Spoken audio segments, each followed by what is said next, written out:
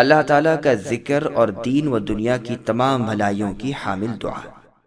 پھر ارشاد ہوتا ہے کہ ذکر اللہ بکثرت کر کے دعائیں مانگو، کیونکہ یہ موقع قبولیت کا ہے۔ ساتھ ہی ان لوگوں کی برائی بیان ہو رہی ہے جو اللہ سے سوال کرتے ہوئے صرف دنیا طلبی کرتے ہیں اور آخرت کی طرف نظریں نہیں اٹھاتے۔ فرمایا ان کا آخرت میں کوئی حصہ نہیں۔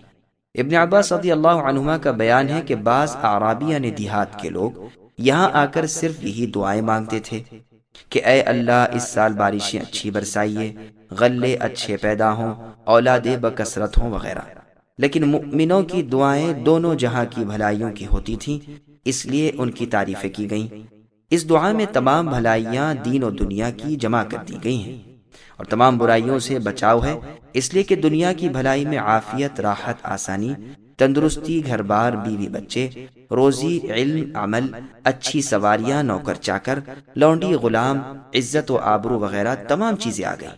اور آخرت کی بھلائی میں حساب کا آسان ہونا، گھبراہٹ سے نجات پانا، نام اعمال کا دائیں ہاتھ میں ملنا، سرخ رو ہونا اور عزت کے ساتھ جنت میں داخل ہونا، اللہ کے خوبصورت اور باعزت بزرگ چہرے کا دیدار ہونا، اس میں آ گئے۔ پھر اس کے بعد جہنم کے عذاب سے نجات چاہنا ہے۔ اس سے یہ مطلب ہے کہ ایسے اسباب اللہ تعالیٰ مہیا کر دیں، مثلا حرام کاریوں سے اجتناب، گناہ اور بدیوں کا ترک وغیرہ۔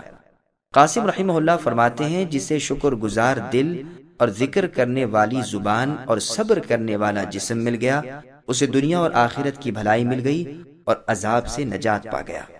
بخاری میں ہے کہ رسول اللہ اس دعا کو بکثرت پڑھا کرتے تھے۔ اس حدیث میں ربنا آتنا سے پہلے اللہم بھی ہے۔ قتادہ رحمہ اللہ نے انس رضی اللہ عنہ سے پوچھا کہ رسول اللہ صلی اللہ علیہ وسلم زیادہ تر کس دعا کو پڑھتے تھے؟ تو آپ نے جواب میں یہی دعا بتائی، یعنی ربنا آتنا فی الدنیا حسنہ۔ انس رضی اللہ عنہ خود بھی جب کبھی دعا مانگتے تو اس دعا کو نہ چھوڑتے۔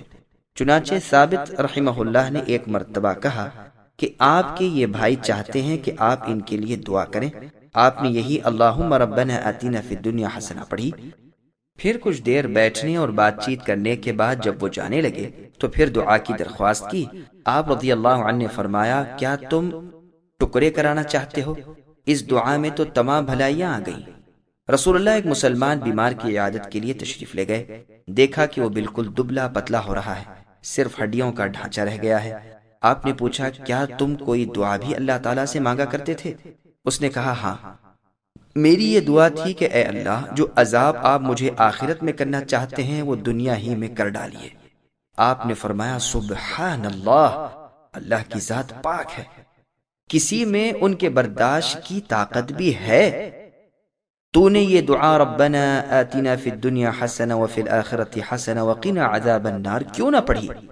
چنانچہ بیمار نے اب سے اسی دعا کو پڑھنا شروع کیا اور اللہ تعالیٰ نے انہیں شفا دی۔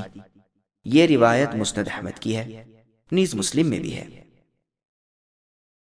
سبسکرائب کیجئے ہمارے چینل اور دبائیے بیل کا آئیکن تاکہ آپ کو ریگولر نوٹیفیکیشن اپڈیٹس مل سکے۔